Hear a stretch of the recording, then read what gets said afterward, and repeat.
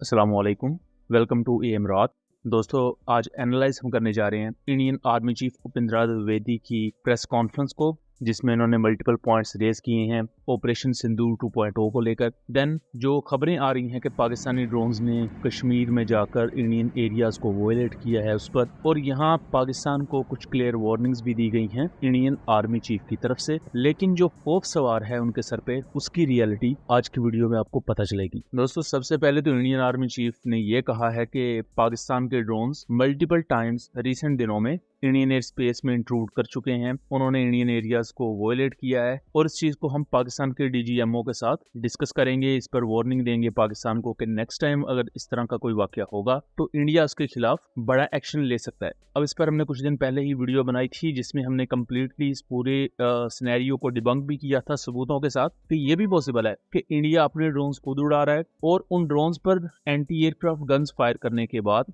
Narrative ये बना दिया जाता है कि देखें, ये तो पाकिस्तान के ड्रोन्स हैं, हमारी सोवरेनिटी को वोलेट कर रहे हैं। और जैसे इससे पहले इंडियन पंजाब में लोगों को बदनाम किया गया था कि भाई ये ड्रोन्स ऑपरेट करके पाकिस्तान के साथ मिले हुए हैं, अब वही सेम चीज ये कश्मीर में भी कर रहे हैं। दूसरा, अगर लेट्स सपोज ये पाकिस्तान के अनमैन्ड एरियल सिस्टम्स हैं, वो इंडिया में नौशेरा सेक्टर में राजौरी में इतना डीप जा रहे हैं बड़े आराम से, इंडिया के एयर डिफेंस सिस्टम्स उन्हें इंटरसेप्ट नहीं कर पा रहे, तो फिर इसका सिंपल एज मतलब ये है कि आपके गोडों में पानी नहीं है, या तो इट सिंपली मीन्स कि आपके एयर डिफेंस सिस्टम्स, आपका सर्विलेंस सिस्टम उतना कैपेबल नहीं है जितना आप अपने लोगों के सामने छाती पीटते हैं। यहाँ तक कि एक सेपरेट इंसिडेंट में एक इंडियन मिलिट्री सोर्स ने राइटर्स को कंफर्म किया कि 5 ड्रोन्स उन्होंने देखे हैं जम्मू रीजन के ऊपर इंडियन ऑक्युपाइड कश्मीर में, जिन पर इंडियन एयर डिफेंस सिस्टम या इंडिया के एंटी एयरक्राफ्ट गन्स के थ्रू फायर भी खोले गए, बट वो इन्हें शूट डाउन नहीं कर पाए। फिर उसके बाद इंडियन आर्मी चीफ ने ऑपरेशन सिंदूर को लेकर भी बात की। ऑपरेशन सिंदूर में उन्होंने ये कहा कि इंडिया ने अपने तमाम ऑब्जेक्टिव्स अचीव किए, और 10 मई को जो इंडिया ने मिसाइल स्ट्राइक्स की पाकिस्तान के खिलाफ, उससे डरते हुए पाकिस्तान सीज फायर की तरफ गया। लेकिन उसी के फौरन बाद वो ये भी कह देते हैं कि पाकिस्तान सैटेलाइट्स के थ्रू हमारी तमाम मूवमेंट पर नजर रख रहा था, चाहे कोई वेसल हो, चाहे कोई स्ट्राइक कोर हो, पाकिस्तान को सब कुछ पता था।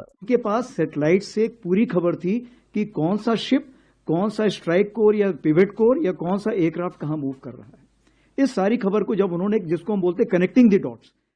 तो अल्टीमेटली यहाँ इंडियन आर्मी चीफ खुद एक पैराडॉक्स या एक तजाद क्रिएट कर रहे हैं कि एक तरफ वो कह रहे हैं कि पाकिस्तान को हमने बहुत नुकसान पहुंचाया, दूसरी तरफ कह रहे हैं कि पाकिस्तान को सब कुछ पता था, हमारी हर मूवमेंट का पता था। और सिर्फ फिर 10 मई की क्यों बात कर रहे हैं आप? 7 मई से फिर जरा शुरू हों, 7, 8, 9, 10, फिर ये सब तारीखों की बात करें कि इन तमाम दिनों में इंडिया के साथ क्या हुआ था। 10 मई को आखिर में आके अगर कुछ मिसाइल स्ट्राइक्स आप करने के काबिल हो गए, और वो भी आप प्रॉपर तरीके से नहीं कर पाए थे, जिनको अगेन हमने सबूतों के साथ डिबंक किया हुआ है अपनी पिछली वीडियोस में, उनका लिंक डिस्क्रिप्शन में दे दूंगा, उन वीडियोस को जरूर देख लीजिएगा। लेकिन कहने का मकसद ये है कि अगर आपके 50 मिसाइल्स में से 6 से 8 इम्पैक्ट रिकॉर्ड हो रहे हैं, और वो भी उन मिसाइल्स को लेकर जिनके बारे में इंडिया ऑफिशियली क्लेम करता है कि ब्रह्मोस को कोई भी इंटरसेप्ट नहीं कर सकता, बट स्टिल पाकिस्तान ने पूरी दुनिया पर शॉक किया इन्हें इंटरसेप्ट करते हुए। तो कहने का मकसद ये है कि 8 एयरक्राफ्ट का नुकसान, देन मल्टीपल एयर बेसिस का बॉम्ब हो जाना, और फिर इंडियन आर्मी की कर्नल सोफिया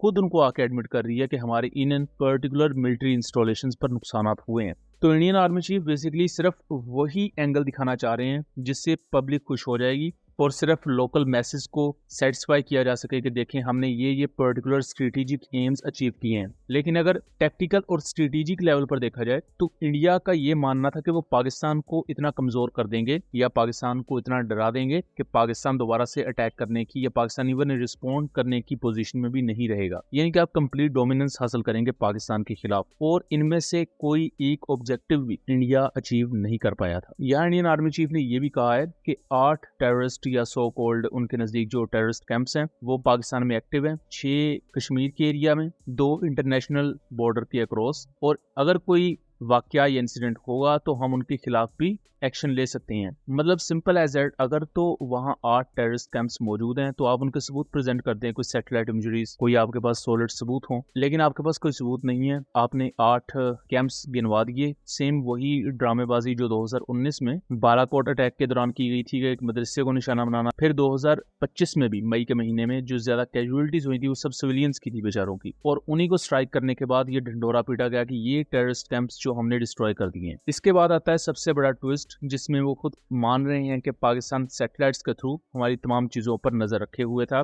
और अभी बेसिकली इंडिया के सर पर जो दो चीजें सवार हैं, इससे पहले पाकिस्तान एयरफोर्स तो हमेशा से सवार रही ही है, लेकिन अब दो चीजों का इजाफा और हो चुका है। पाकिस्तान ने रिसेंटली मल्टीपल सैटेलाइट्स लॉन्च की जो कामयाबी के साथ ऑपरेशनलाइज हो चुकी हैं, और उनमें सबसे जो प्राइम चीज है वो है हाइपरस्पेक्ट्रल सैटेलाइट HS-1, जिसे अक्टूबर 2025 में लॉन्च किया गया था। Hyperspectral satellite basically multiple beam of colours को प्रोसेस कर सकती है उनके डाटा को, जहां नॉर्मल सैटेलाइट कुछ खास कलर बीम्स या कुछ खास कलर्स की बेस पर ही आपको डाटा प्रोड्यूस करके देते हैं। बट जो हाइपरस्पेक्ट्रल सैटेलाइट है ये उनसे एक लेवल ऊपर जाके ऑपरेट करती है, और इवन जमीन पर मौजूद केमिकल या मटेरियल कंपोजिशन के मिक्सचर तक को भी इस सैटेलाइट के थ्रू ऑब्जर्व किया जा सकता है। मैं सादा अल्फाज में समझाऊं तो इंडिया का कोई बंकर या हार्डन शेल्टर, उसके नीचे या उसके अंदर क्या मौजूद है उसका भी हाइपरस्पेक्ट्रल सैटेलाइट के थ्रू अंदाजा लगाया जा सकता है, जबकि नॉर्मल सैटेलाइट से इतनी डीप लेवल की इंटेलिजेंस गैदरिंग मुश्किल हो जाती है। और इसके बाद आती है पाकिस्तान की रॉकेट फोर्स, जो कि इंडिया के आजकल हवास पर सवार है, क्योंकि इंडिया के पास कोई जेन्युइनली उसका काउंटर है नहीं। आप इस चीज से अंदाजा लगा लें कि अभी सिर्फ ड्रोन्स जा रहे हैं इंडिया में और इंडिया से वो रोके नहीं जा रहे। कल को